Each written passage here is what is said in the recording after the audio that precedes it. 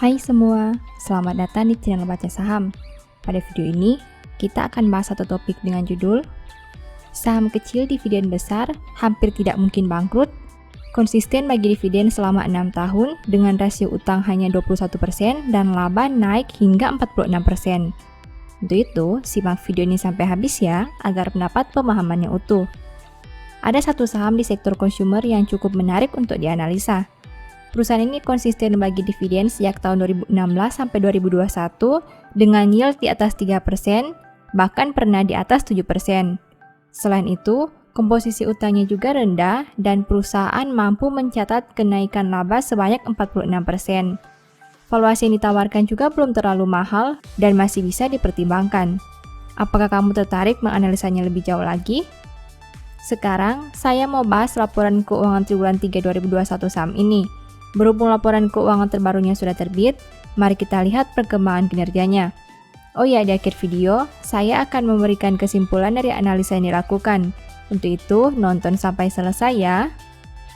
Seperti biasa, pembahasan ini bersifat edukasi dan bukan rekomendasi.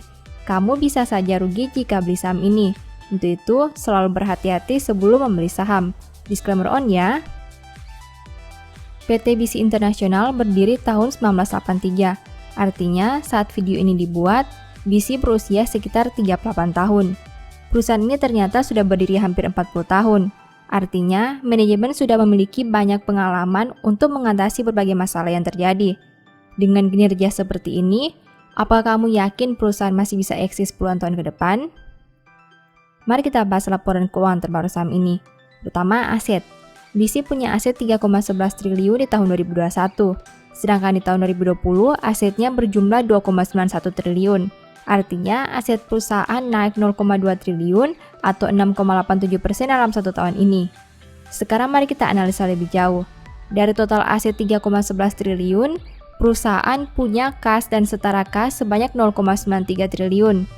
Artinya, 29,90% aset perusahaan berada dalam bentuk kas dan setara kas. Jika dibanding tahun sebelumnya, pos ini naik 0,33 triliun atau 55%. Selain kas dan setara kas, ada juga persediaan. Dari total aset 3,11 triliun, perusahaan punya persediaan sebanyak 0,85 triliun. Artinya, 27,33% aset perusahaan berada dalam bentuk persediaan.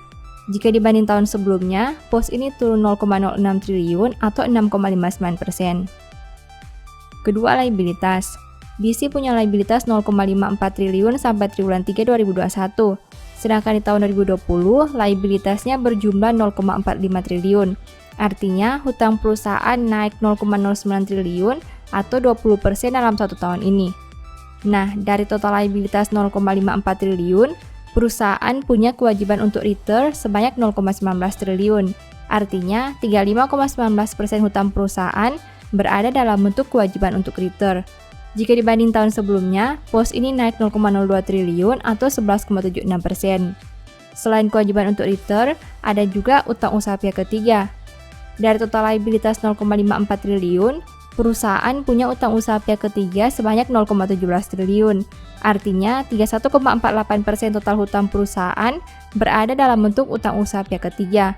Jika dibanding tahun sebelumnya, pos ini naik 0,07 triliun atau 70%.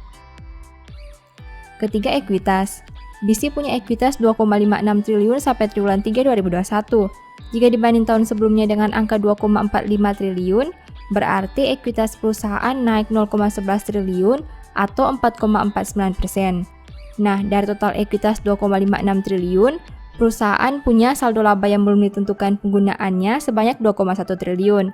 Artinya, 82,03% ekuitas perusahaan berada dalam bentuk saldo laba yang belum ditentukan penggunaannya. Jika dibanding tahun sebelumnya, pos ini naik 0,11 triliun atau 5,53%. Keempat, pendapatan. BC punya pendapatan 1,48 triliun sampai triwulan 3 2021. Sedangkan di tahun 2020, pendapatannya berjumlah 1,31 triliun. Berarti pendapatan perusahaan naik 0,17 triliun atau 12,98% dalam satu tahun terakhir. Kelima, biaya pokok pendapatan. BC punya biaya pokok penjualan sebanyak 0,83 triliun. Sedangkan di tahun 2020, biayanya berjumlah 0,79 triliun. Berarti biaya pokok pendapatan naik 0,04 triliun atau 5,06% dalam 1 tahun terakhir. Keenam, laba. BC mampu menghasilkan laba sebanyak 0,22 triliun. Jika dibanding tahun sebelumnya di angka 0,15 triliun, berarti laba perusahaan naik 0,07 triliun atau 46,67% dalam 1 tahun terakhir. Ketujuh, rasio keuangan. BC punya ROE 11,73% dengan NPM 15,23%. Sedangkan untuk sisi resiko, saham ini punya DER 21%. Rasio profit dan utang cukup baik sampai di periode ini. Dengan ROE dan NPM di atas 10%, serta DER 21%, membuat perusahaan ini menarik untuk dilihat lebih jauh lagi. Kedelapan, valuasi. Saham ini punya PER 10,11 kali dan PBV 1,19 kali. Dari sisi PER dan PBV, sebenarnya saham ini cukup tanggung. Artinya tidak bisa dikatakan murah, tapi tidak juga mahal. Jika kondisi seperti ini, yang perlu dilakukan adalah melihat prospek ke depan, apakah kinerja bisa tumbuh lebih baik atau malah menurun.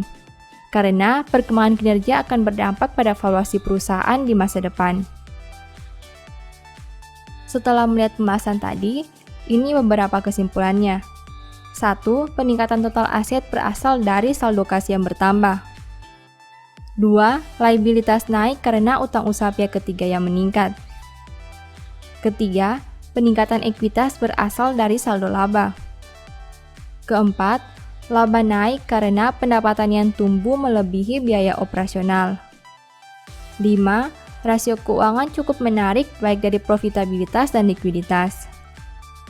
Keenam, valuasi terlihat tanggung, tapi masih menarik untuk dipelajari. Demikian analisa singkat saham BC berdasarkan laporan keuangan triwulan 3 2021.